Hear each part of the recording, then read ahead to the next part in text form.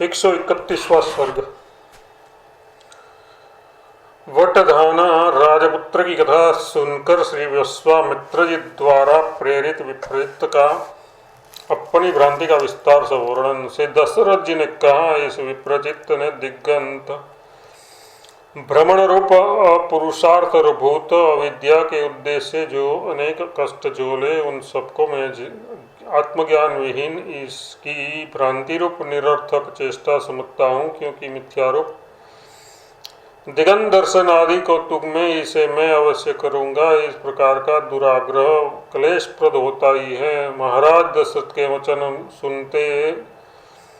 सुनने से श्री विश्वामित्र जी को वटधाना राजपुत्रों का वृत्तांत संस्कार उद्बुद्ध हो गया। प्रस्तुत विस्तृत वर्णन प्रयोजन को दृढ़ करने में हेतुभूत होने से उक्त वृत्तांत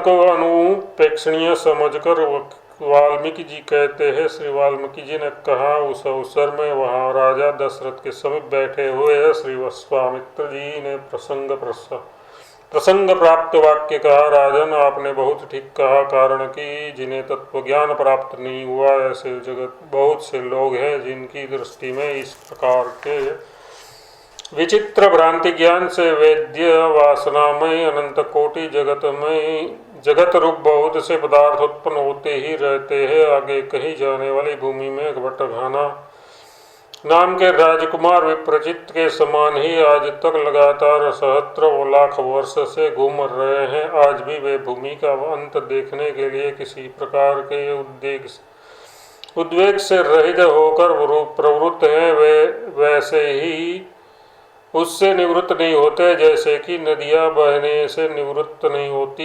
ये पाताल भूमि आदि 14 लोकों वे सब लोकों से बना हुआ महान लोक भुवनों की समिष्टि भूलोक के समान ही गोल अंतरिक्ष लोकों से गोलाकार होकर भूमि के चारों ओर आकाश में स्थित है। ये हिरण्य गर्भ का निश्चय संकल्प ही है, उससे अतिरिक्त नहीं है। यह ज्योतिष शास्त्र में प्रसिद्ध भूलोक 14 भुवन के लोग जिसके आधार पर रहते हैं, बालक के संकल्प वृक्ष के समान आकाश के निराधार स्थित है, कारण कि ये भी ब्रह्मा का संकल्प निश्चय ही है। ये निराधार महालोक जलाधार कैसे हैं, इस प्रश्न पर कहते हैं, जैसे आकाश में टिके शहद से सने हुए गेंद में चारों ओर चींटियां घूमती है, वैसे ही उसमें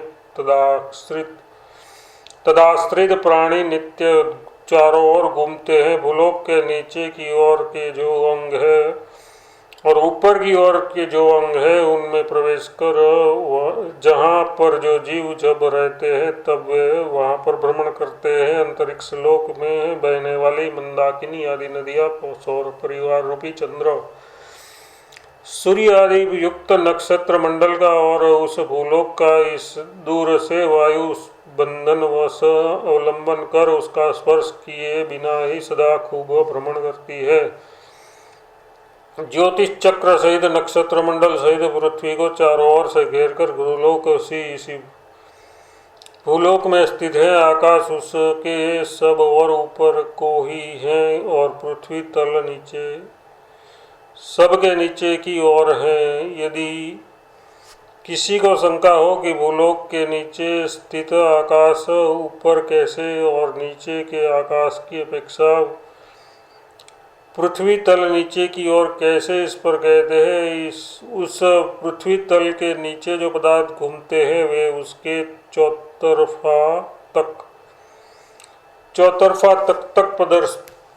प्रदेशों में पहुँचते हुए संचार करते हैं। जिस आकाश में पक्षी आदि उड़ते हुए जाते हैं वह उसके ऊपर कहाँ जाता है, नीचे अथवा तिरछा नहीं कहा जाता है। राजन, उस भूलोक में किसी एक भाग में वटधाना नाम के देश अथवा उसके अधिपति हैं। उसके वंश में 3 राजकुमार प्राचीन काल में उत्पन्न हुए। वे राजकुमार विप्रचित के समान ही दृष्ट दृश्य भूमि आदि जगत का अंत कौन होगा उसको हम देखेंगे यूँ दृढ़ निश्चय करके। उसके दर्शन के लिए घर से निकले, द्वीप और समुद्र के विभाग से, फिर जल फिर भूमि, इस क्रम से द्वीप और समुद्र को चिरकाल तक लांघ रहे, मर कर नीचे गए, शरीर को प्राप्त हुए, उसका दीर्घ काल बीत गया, बल्कि उन्हें दूसरे दूसरे देश प्राप्त होते गए। हे राजन, आकाश में रुके हुए गेंद के घूम रही आकाश में रुके हुए गेंद में घूम रही चिटियों की नाई आज भी वे घूमने में व्याकुल है और थकते भी नहीं है। इस भूतल के नीचे के ऊपर अथवा अगल बगल के जिस किसी प्रदेश में वे पहुंचते हैं वहाँ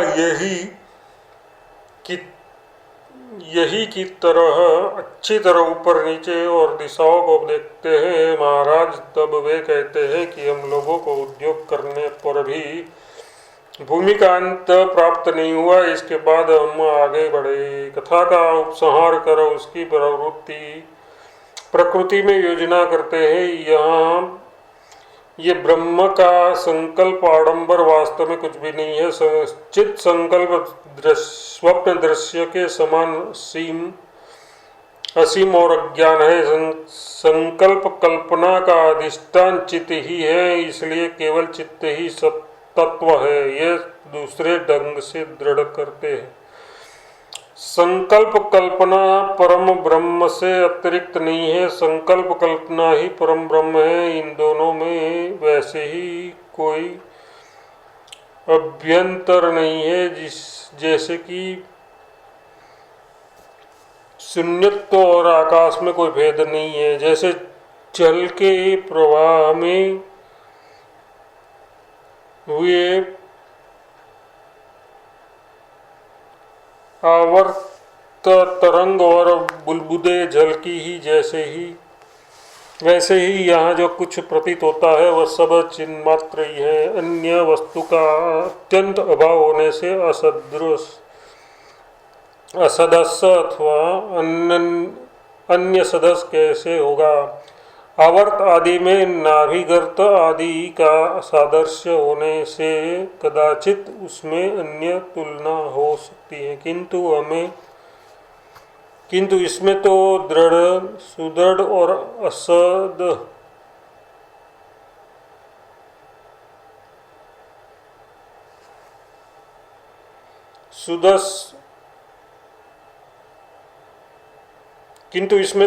और असदस्य अन्य वस्तु का अत्यंत असंभव होने से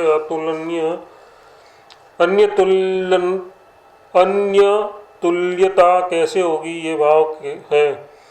ये जगत सृष्टि के आदि में अभाव रूप था, अंततः शून्य ही था, अतः उस समय परमाकाश ब्रह्माकाश ही था। वह सृष्टि में प्रलय और सर्ग भिन्न नहीं है। वह चिद्रूप काम कर्म और वासना के अनुसार जैसे जैसे कल्पना करता है वैसे ही वहाँ पर आसक्त होने पर होकर दृष्टादृष्ट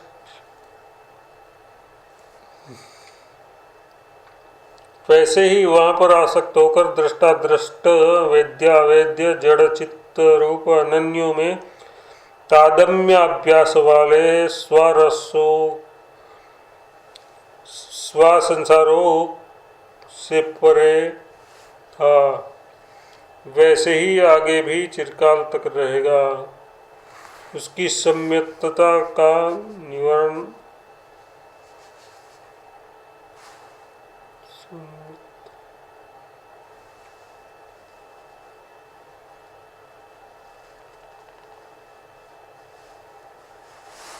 ये जगत सृष्टि की आदि में अभाव रूप था, अतः शून्य ही था, अतः उस समय परमाकाश ब्रह्माकाश ही था। वह बात तो बिल्कुल निर्वाद है और वही स्वयं ब्रह्माकाश इस समय जगत सा मालूम पड़ता है। इस कारण से वे वैसे ही वहाँ पर आसक्त होकर दृष्टादृश्य वेद्यावेद जड़ चित्त द्रुप अनन्य में तादम्य अभ्यास वाले स्व संसारों से परे था, वैसे ही आगे भी चिरकाल तक रहेगा।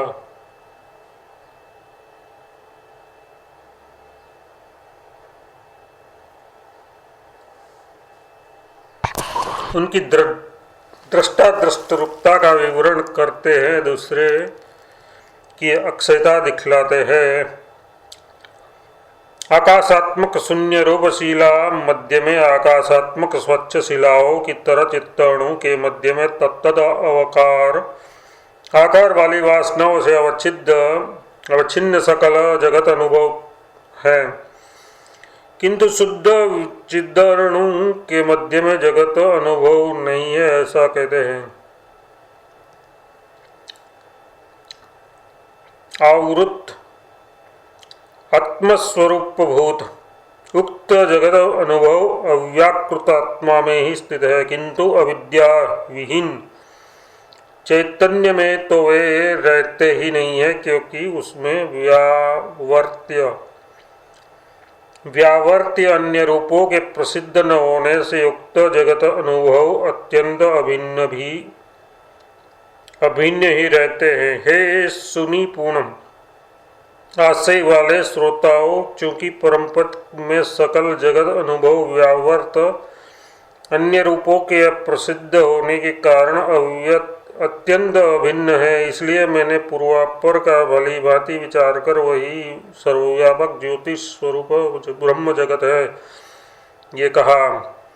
इस प्रकार शुद्ध चित्त के एक होने पर अपने परमपद में च्युत हुए बिना भी ये जीव द्वैत बुद्धि से मैं जीव हूँ यों भिन्न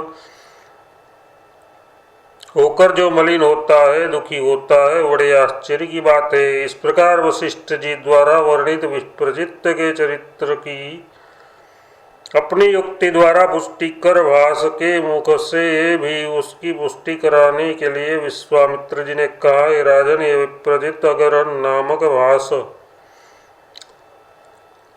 तुमने कितना दृश्य देखा, कितना भ्रमण किया, उसमें कितने की तुम्हें याद है, संक्षेप में थोड़ा बहुत कहो।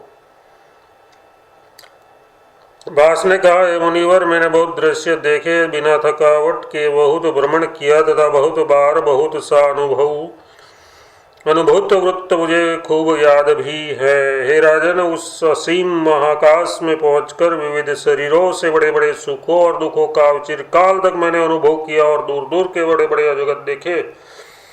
हे महात्मन, भगवान अग्निदेव के वर से दिगंत देखने के लिए दृढ़ निश्चय होकर मैंने वर पाशवश प्राप्त हुए विचित्र शरीरों से अनंत दृश्य देखे। यद्यपि मैं प्रत्येक ब्रह्मांड में विभिन्न देश से घूमता था, तथापि पूर्व जन्म के दृढ़ निश्चय का स्मरण करने के कारण दृश्यात्मक पृथ्वी आदि रूप विद्या का अंत देखने के लिए मैं सदा जोर शोर से प्रयत्नशील रहा। तदनंतर मुझे मृत्यु के समय चित्त के वृक्ष दर्शन जनित संस्कार के वेग से देह धारण करने की अभिलाषा हुई। अतः एवं मैं 1000 वर्ष तक वृक्ष बना रहा। वृक्षावस्था में बाह्य प्रवृत्ति में निमित्त भूत प्राण चेष्टा न होने से मेरा चित्त भीतर ही रहता था, बाहर नहीं आ सकता था। वृक्ष शरीराभिमानी मेरा जीव दुख का भोग करता था और पूर्वापर विचार में कारणभूत चित्त के बिना ही मैं पुण्य फल आदि को उत्पन्न करने में कंद के समान भूमि के रस और वसंत ऋतु आदि काल के अधीन रहा। 100 वर्ष तक मैं मेरु पर्वत पर मृग हुआ। मृगावस्था में मेरी दूब के तिनके चरने और गीत सुनने में अत्यंत आसक्ति रही। सोने के समान मेरा रंग रहा और पेड़ के पत्ते के तुल्य कान रहे। वनवासी सकल जीवों में मैं सबसे छोटा था, अतः किसी पर वार नहीं करता था। मैं 50 वर्ष तक कौंच पर्वत की स्वर्णमयी गुफाओं में सर्व जाति का मृग हुआ। उक्त मृगावस्था में मेरी पीठ 8 टांगों से युक्त थी तथा उसमें मरने का समय निकट आने पर गरज रहे मेघ से जो ओले और मेघ की बूंदे मेरे ऊपर गिरी, उसके कारण मेघ के साथ लड़ने के लिए मैं पर्वत शिखर में छलांगे भरने लगा। उसी क्लेश में मैंने आत्महत्या कर डाली।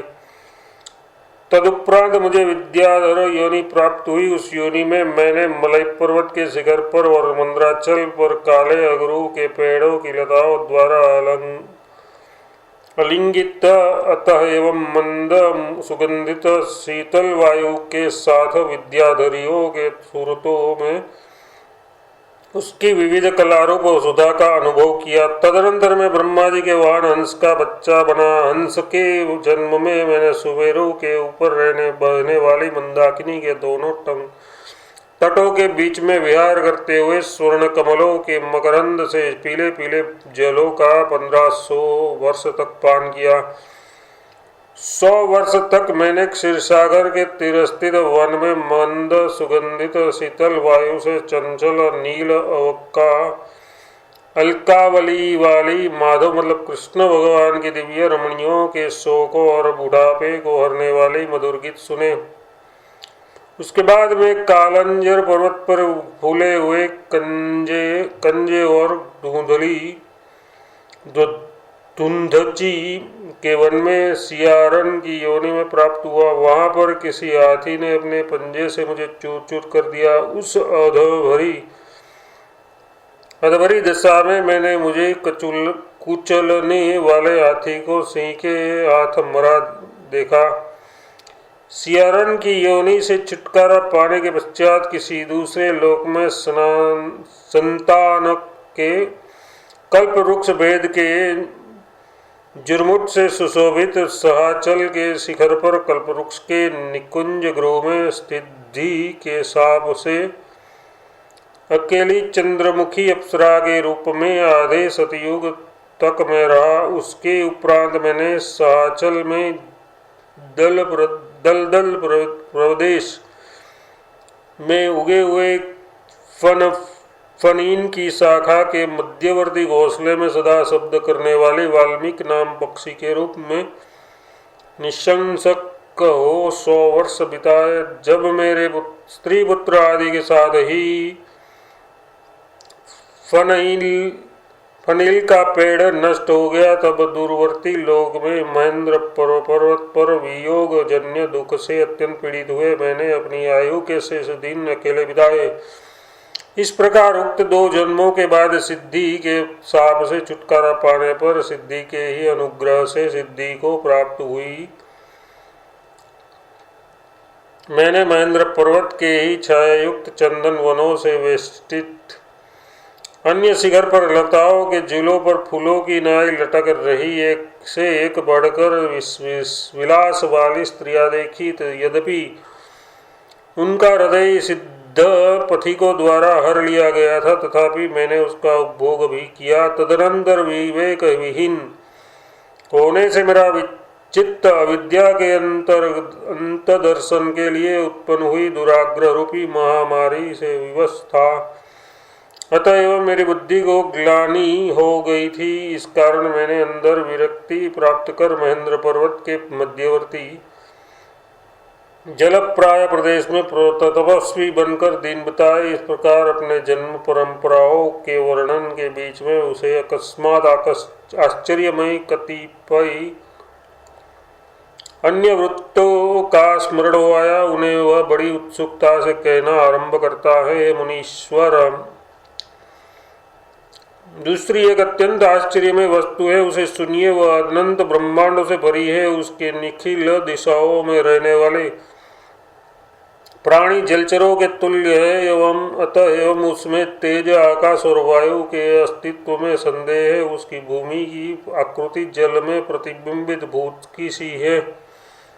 उक्त आश्चर्य में बहुवस्तु थोड़ा बहुत व्याकृत नाम और रूप वाला ब्रह्म ही है। वह आश्चर्य और चांद की शिला के अनुसार स्त्री शरीर आदि सकल पदार्थों में भी सकल जगत रूप गर्भ प्रत्येक में है। ऐसा एक दूसरा आश्चर्य मैंने वह देखा। वह कहने के लिए किसी स्त्री का उदाहरण देता है। एक जगह मैंने एक ही स्त्री देखी। उसके शरीर में सुंदर शीशे के अंदर प्रतिबिंबित हुए, जैसे आकाश पर्वत आदि सभी सहित दिशा काल प्राणी आदि से पूर्ण तीनों जगत सुशोभित होते हैं। ये अत्यंत आश्चर्य है। तदुपरांत मैंने उससे पूछा, हे सुंदरी, तुम कौन हो? तुम्हारा ये शरीर त्रिजगत घटित कैसे है? जब उसने मुझसे कहा, ये जीव इस वस्तु समूह में जो शुद्ध सर्वावभाषिका चित्त है वह मैं ही हूँ। ये महाजगत मेरे अंग है, अंतर मृत अमृत शरीर है, क्योंकि द्वे वा ब्राह्मणों रूपे ब्रह्म के दो रूप हैं, मृत और अमृत। यस्य स्वारणीन भूतानि शरीरम, जिसके सब भूत शरीर है, इत्यादि श्रुतियाँ है। जीव, जैसे मैं जगत घटित होने के कारण तुम्हारे लिए विस्मयावह हूँ, वैसे ही ये सब स्तंभ घट आदि वस्तु भी सर्व जगत घटित होने से अति आश्चर्यमयी है। शंका, यदि सभी वस्तुएं जगत घटित हैं, यानी प्रत्येक वस्तु के अंदर सकल जगत विद्यमान है, तो अन्य देवलोकों को भी ऐसा कोई क्यों नहीं दिखाई देता? समाधान, जब तक प्रत्येक वस्तु का ऐसा स्वभाव ज्ञात नहीं होता तब तक वे नहीं देखते। जब एकमात्र आतिवाहिक भाव के ब्रह्ममूल दृढ़ हो जाने पर प्रत्येक वस्तु का ऐसा स्वभाव ज्ञात हो जाएगा, तब वे भी अवश्य ही जानेंगे, इसमें संशय नहीं है। ये युक्ति युक्त नहीं है, क्योंकि मुझे अपने देह का सर्वजगत घटित रूप से अनुभव नहीं होता। यदि कहो कि देह के अंदर चक्षु आदि का प्रवेश न होने से उसमें प्रत्येक जगत का दर्शन नहीं होता, तो उसमें स्थित वेद शास्त्र आदि कानों से श्रवण भी नहीं होगा। ऐसी मेरी असंभावना का अनुमान कर उसका संभव बतलाने के लिए उसने मुझसे कहा, तुम और तुम्हारे सरीखे अन्य प्राणी जिसे अवेद शास्त्र मानते हैं, देहांतगत जगत में स्वदेह भवन रूप दीवार के एकदेश रूप कर्ण संस्कुलित प्रदेश से नित्य अनाहद उनाद स्वतः सुनाई देता ही है, जो सकल वेद शास्त्रादि शब्द सामान्य ध्वनि है। उसी के गर्भ में नित्य नैमितिक कर्म का तथा समदम आदि ज्ञान के साधनों का अवश्य अनुष्ठान करना चाहिए।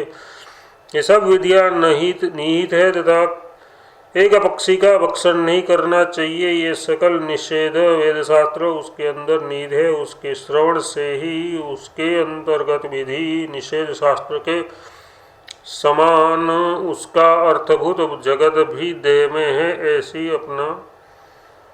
ऐसी आप संभावना कीजिए। ये भाव है। उक्त न्याय से खड़े खंभे घड़े आदि में भी सकल जगत का अस्तित्व है, ऐसी संभावना करनी चाहिए, इस आशय से कहते हैं।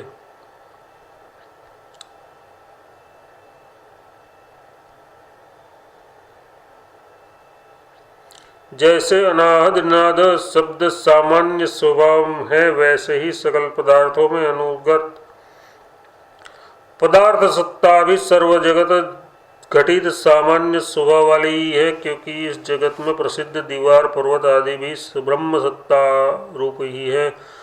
दीवार आदि बोलते नहीं, अतः अचेतन है, ऐसी भ्रांति नहीं करनी चाहिए, क्योंकि वे जैसे स्वप्न आदि में प्रसिद्ध भाषा में बोलते हैं, वैसे ही मेरे सन्मुख भी बोलते हैं। जब अत्यंत जड़ रूप से प्रख्यात दीवार आदि में सर्व जगत घटित चेतनता युक्त नहीं है, तब प्रायः चेतन रूप आप लोगों के शरीरों में तो सूत्राम असमंजस नहीं है। स्त्री संवाद रूप आश्चर्य का आंखों देखा वर्णन कर भास वैसा ही दूसरा आश्चर्य कहता है। एक समय में ऐसे लोक में जा पहुंचा जहाँ स्त्रियों का नाम निशान भी न था। मैंने वहाँ के सब प्राणियों को स्त्री संबंध की अभिलाषा से रहित देखा। शंका, तब वहाँ पुत्र पौत्र आदि संतति विस्तार और पूर्वजों का मरण कैसे होता है? समाधान, वहाँ पर बहुत से प्राणी एक भूत से निकलते हैं, प्रकट होते हैं, और बहुत से प्राणी एक भूत में प्रविष्ट होते हैं, विलीन होते हैं। इस प्रकार वहाँ नवीन सृष्टि का आविर्भाव और प्राचीन सृष्टि का तिरोभाव होता है, ये तात्पर्य है। मैंने उत्पात आदि से कोई वास्तवता न रखने वाले दूसरे बादल आकाश में देखे। गर्जन व शस्त्रास्त्रों के आभास में टकराने की सी ध्वनि से उसमें झंझनाहट होती है। उससे वृष्टि आदि जो बिजली आदि जल के समान गिरते हैं, वे उस अपने टुकड़ों द्वारा लोगों के आयुध हथियार होते हैं। दूसरी जगह मैंने एक दूसरा आश्चर्य देखा, वह है इस जगत में जितने ग्राम गृह हैं, वे सब के सब अंधकार से बेफाम हुई दृष्टि से ही आकाश मार्ग से जाते हैं। दूरवर्ती दिगंत में प्रविष्ट होते हैं। वह अपना गांव जो यहाँ था वही मुझे अन्यत्र मिला। यह आश्चर्य है। एक जगह मैंने ऐसा आश्चर्य देखा कि स्वर्ग, भूमि और पाताल लोकों के जीवों में ये देवता है, ये मनुष्य है, ये नाग है, इस तरह का अवान्तर विभाग नहीं है। अतः एवं सब एक से है। आकाश से ही सब भूतों की उत्पत्ति होती है और आकाश में ही सब विलीन होते हैं। दूसरी जगह मैंने जो बड़ा चंबा देखा वह है कि न उस लोक में चंद्रमा है और न तारे हैं, फिर भी वह अंधकार का नाम निशान नहीं है, कारण कि वहाँ के निवासी सभी प्राणी स्वयं प्रकाश से अत्यंत रमणीय उस अलौकिक जगत का जो ज्वालाओं के मध्य के समान प्रकाश में और दिन रात से रहित है, मुझे फिर स्मरण हो आता है। एक दो नहीं, असंख्य महाजगतों का मुझे स्मरण होता है, जिसमें दैत्य, दानव, नाग, नर, सूर आदि जीव विलक्षण है। पेड़, नगर अपूर्व है, उनमें अन्य लोगों के व्यवहारों से विलक्षण व्यवहार होते हैं। जिसमें मैंने विहार नहीं किया वह दिशा नहीं है, जो देश मैंने नहीं देखा वह देश नहीं है, जिस कौतुक का मैंने अनुभव नहीं किया वो कौतुक नहीं है, और मेरे विमर्श से अनुभव रूप सर्वसाक्षी से अतिरिक्त अन्य में रहने वाला कोई विमर्श भी नहीं है।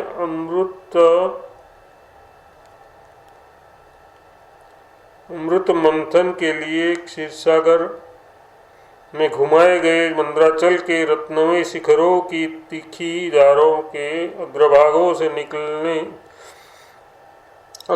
से छिलने तथा पर झंझन शब्द वाले भगवान श्री हरि के बाजूबंदों की ध्वनि का मुझे स्मरण हो रहा है, जिसे सुनकर लोगों को मेघ की गर्जना की आशंका हुई थी। 131वां सर्ग समाप्त।